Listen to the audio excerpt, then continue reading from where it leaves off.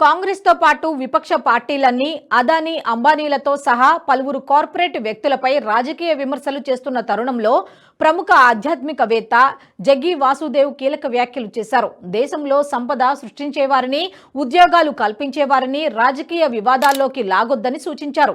ఏవైనా అవకతవకలు జరిగి ఉంటే చట్ట ప్రకారం చర్యలు ఉండాలని, అంతేకాని రాజకీయంగా ఫుట్బాల్ ఆడటం సరికాదన్నారు. ప్రముఖ పారిశ్రామికవేత్త అదానీపై వచ్చిన ఆరోపణలపై విచారణ జరిపించాలని డిమాండ్ చేస్తూ పార్లమెంటులో ప్రతిపక్షాలు నిరసనలు కొనసాగిస్తున్న నేపథ్యంలో ఎక్స్ వేదికగా ఆయన స్పందించారు. సద్గురు చేసిన పోస్ట్ ఇప్పుడు చర్చనీయాంశంగా మారింది.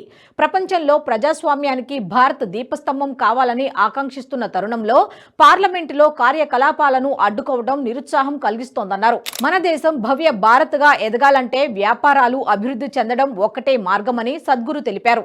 వారిని అనవసరంగా వివాదాల్లోకి లాగడం వల్ల అంతిమంగా దేశమే నష్టపోతుందన్నారు.